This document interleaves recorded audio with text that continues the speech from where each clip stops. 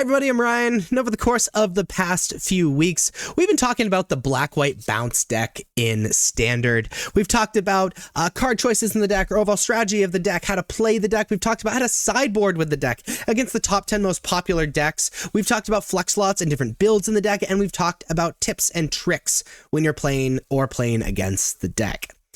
I want to combine all of those into one big, comprehensive deep dive. Enjoy. So it's the black-white bounce deck.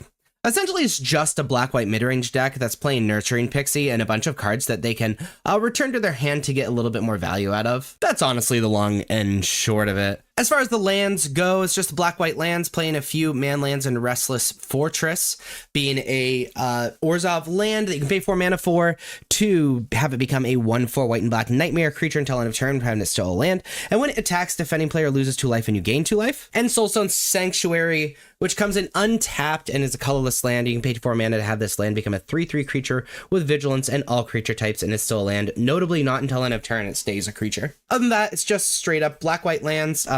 Mana's pretty good in this deck. This deck is centered around this card, Nurturing Pixie. Nurturing Pixie is a 1/1 with flying for 1 mana. When it enters, return up to 1 target non-fairy, non-land permanent you control to its owner's hand. If a permanent was returned this way, put a +1/+1 counter on Nurturing Pixie. So essentially, this is a 2/2 for 1, where you can return all these other permanents that have awesome enter the battlefield effects and essentially reset them. For example, Grimbauble. Grimbauble is a 1 mana artifact. When it enters, target creature an opponent controls get -2/-2 until end of turn, and we can pay 3 mana, tap it, and sacrifice it to Surveil 2. So it is a great removal spell, and then also filters our draws, and it can be returned with Nurturing Pixie. Playing 4 Hopeless Nightmare, it's a 1 mana enchantment. When it enters, each opponent discards a card and loses 2 life, and when Hopeless Nightmare is put into a graveyard from the battlefield, scry 2. This allows you to attack their hand, and again can be recurred with Nurturing Pixie. We're playing a Tiny Bones Joins Up. It's a legendary enchantment. When it enters, any number of target players each discard a card, and whenever a legendary creature you control enters, any number of target players each mill a card and lose 1 life. That part doesn't really matter. However, it's kind of just Hopeless Nightmare number 5. Hashtag mathematically perfect. We're playing 4 Get Lost. Get Lost is just our pretty unconditional removal, destroying a creature, enchantment, or planeswalker. Its controller creates 2 map tokens. The map tokens don't really matter. It's just having that removal is super important. We're playing 4 Momentum Breaker. It's a 2 mana enchantment with Start Your Engines, and whenever it enters, each opponent sacrifices a creature or a vehicle of their choice. Each opponent who can't discards a card, and you can pay 2 mana to sacrifice the enchantment to gain life equal to your speed. So it can attack their hand, but also it's just like another removal that can be recurred with Nurturing Pixie. We are playing a Nowhere to Run. Kind of like Grimbauble, it's a removal that can be recurred with Nurturing Pixie. It's a 2 mana with Flash. When it enters, target creature an opponent controls gets -3/-3 till end of turn. And creatures your opponent control can't be the target of spells or abilities as though they didn't have hexproof. Ward abilities of those creatures don't trigger, which is sometimes relevant, but a little less relevant than just the -3/-3 that can be recurred. Playing 2 Lauren of the Third Path, 3 mana, 2/1 with Vigilance. When Lauren of the Third Path enters, destroy up to 1 target artifact or enchantment, and you and each opponent each draw a card if you tap it. Again, that is another thing that can be recurred. That is just great artifact and enchantment hate.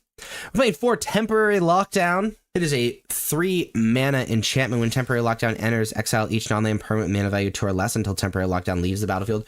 Great against the aggressive decks, but also there's a little bit of a combo here where everything costs very little, and you can Temporary Lockdown a bunch of stuff away, and then lure in your Temporary Lockdown to get these end of the battlefield effects again, which is really cute.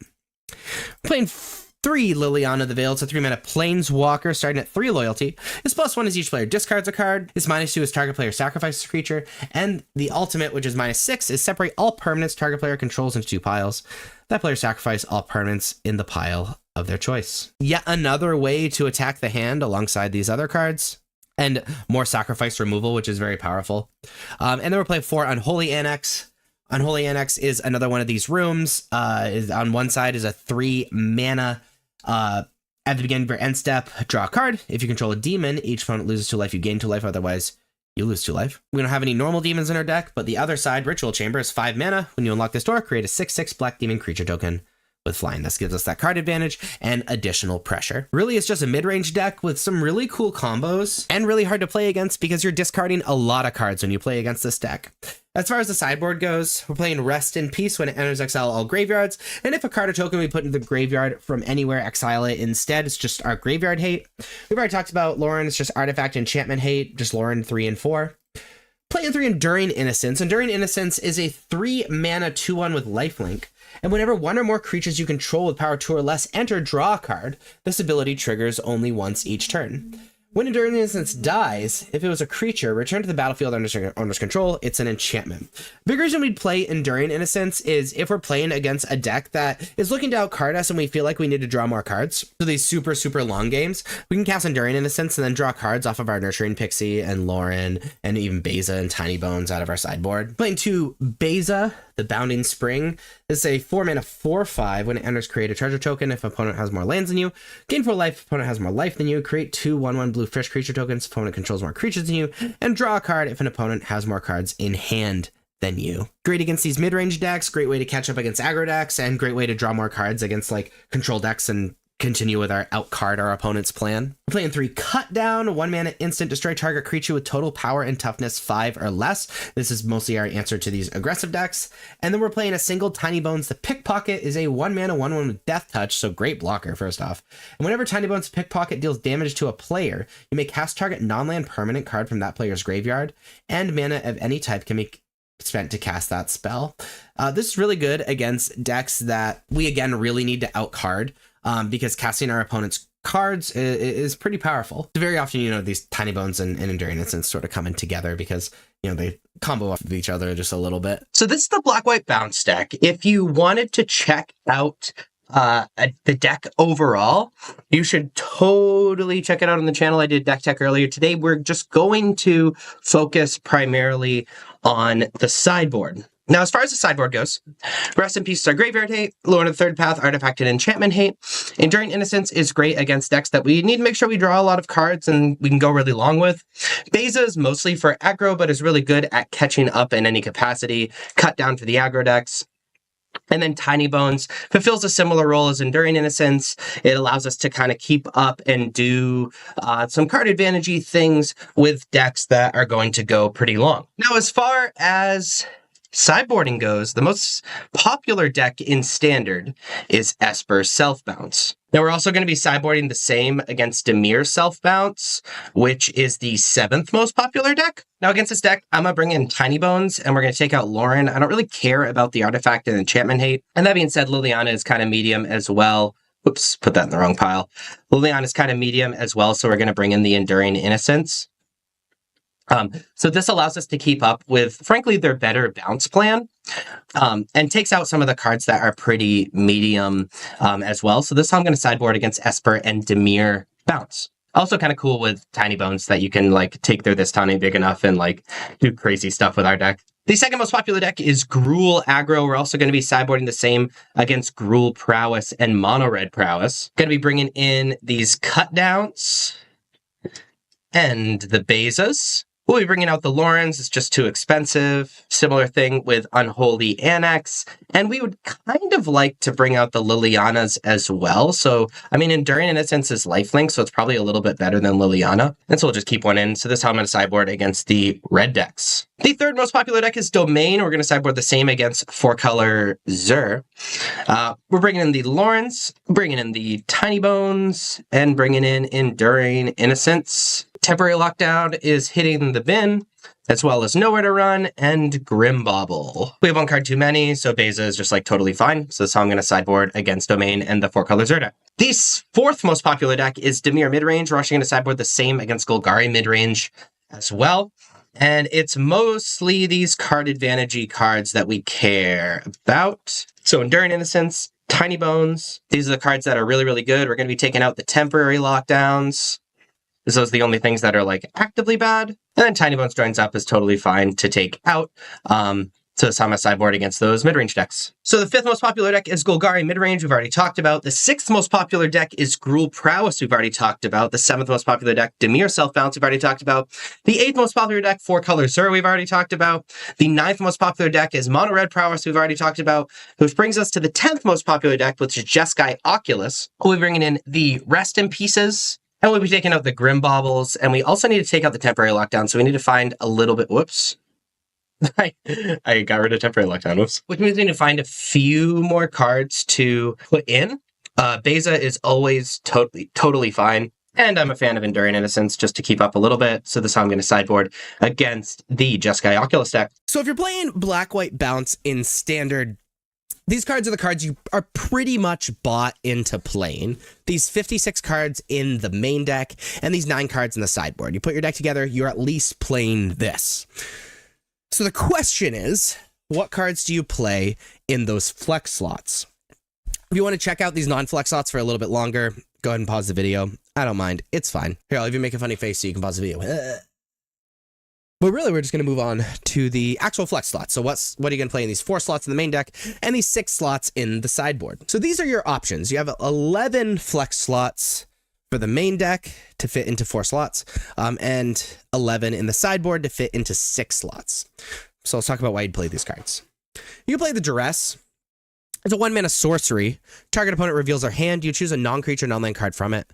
The player discards that card. You'd be playing this against maybe slower decks that are playing a lot of non-creature spells, or even combo decks like Control, or really anything playing a ton of or Domain, or the Mirror, or anything like that. You can play up to 2 more Grimbauble.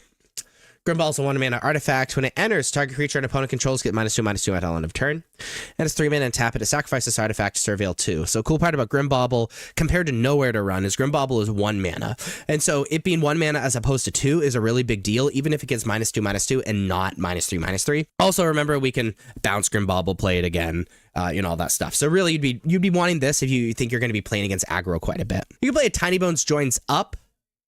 It is a 1-mana legendary enchantment. When Tiny Bones Joins up enters, any number of target players each discard a card. Whenever a legendary creature you control enters, any number of target players each mill a card and lose 1 life. So we have some amount of legendaries in our deck, but really we'd be playing Tiny Bones Joins Up as an additional enchantment that we can return to our hand that makes our opponent discard and tear apart their hand. You'd probably just be playing it as Hopeless Nightmare number 5 if you want that, if you're playing against decks that you want to tear apart their hand. You'll be playing 2 more Nowhere to Run. Nowhere to Run's a 2-mana enchantment with Flash. When it enters, target creature and opponent controls gets -3/-3 till end of turn. Creatures your opponent control can be the target of spells or abilities as though they didn't have hexproof, and ward abilities of the creatures don't trigger. The hexproof and ward thing is kind of nice, but doesn't really matter. This is obviously better against larger creatures. Sometimes things get out of range of Grimbauble and Nowhere to Run can hit them, and that's great. We can return it to our hand with the bounce cards. Also, it has Flash, which is pretty relevant if we want to leave something up and represent some stuff. We have the 4th Temporary Lockdown. It's a 3-mana enchantment. When it enters, exile each non-land permanent when mana value 2 or less until Temporary Lockdown leaves the battlefield. Again, this is mostly for the aggro decks.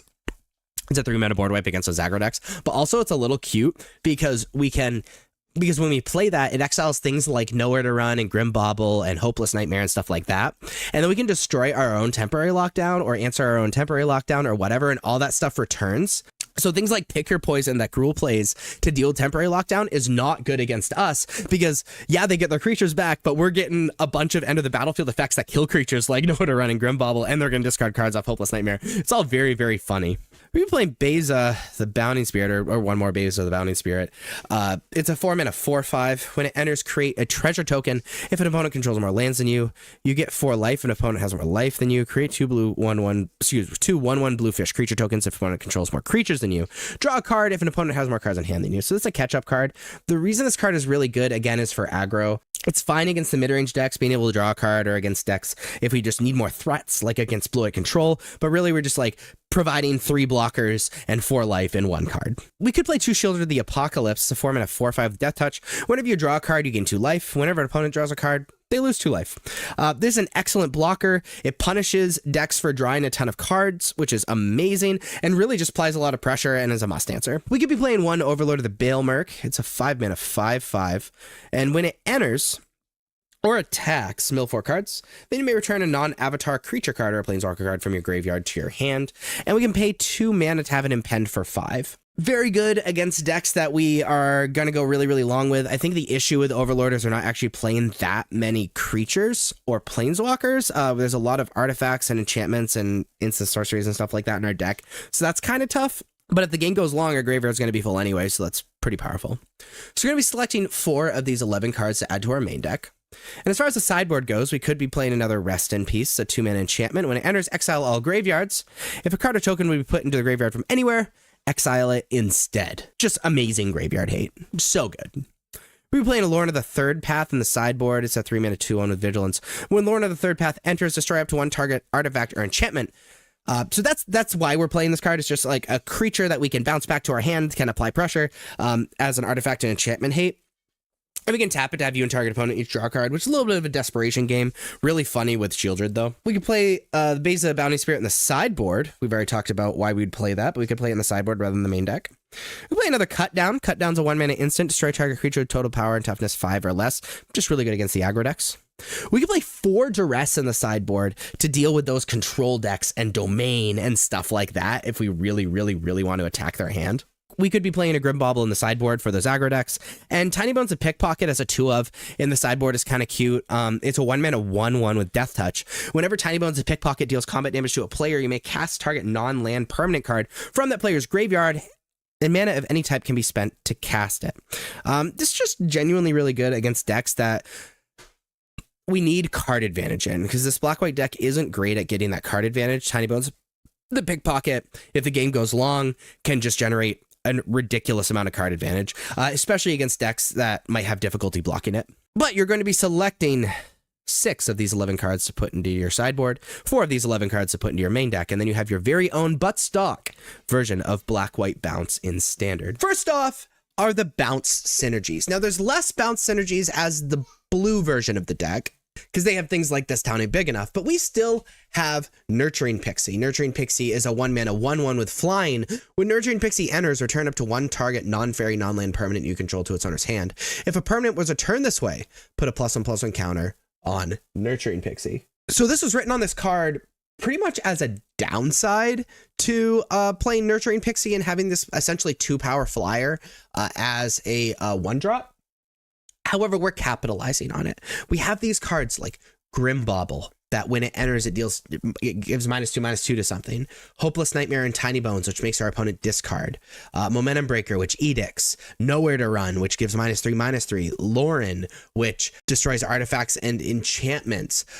Ritual Chamber, which we can reset. You know, et cetera, et cetera. All these things that we want to return to our hand so we can replay, which makes Nurturing Pixie an incredible synergy and probably the best card in our deck. My favorite synergy with this deck is with Temporary Lockdown.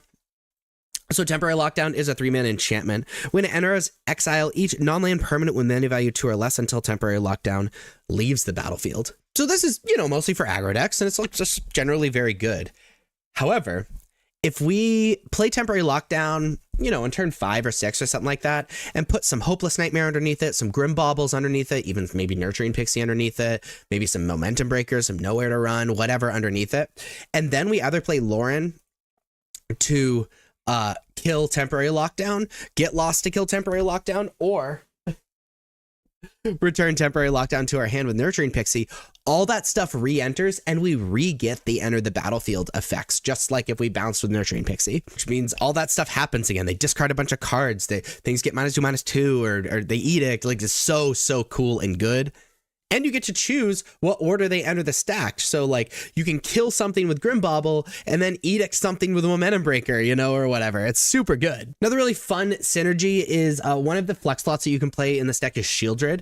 And Lorna of the Third Path has a really cool interaction with Shieldred. You and target opponent each draw a card. If you do that with Shieldred on the battlefield, that means you gain life, your opponent loses 2 life. Feels good.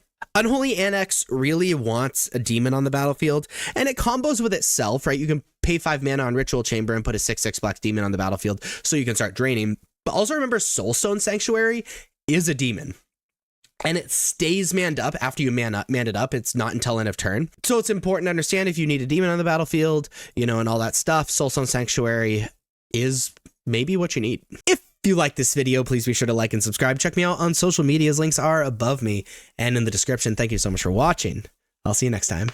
Bye-bye.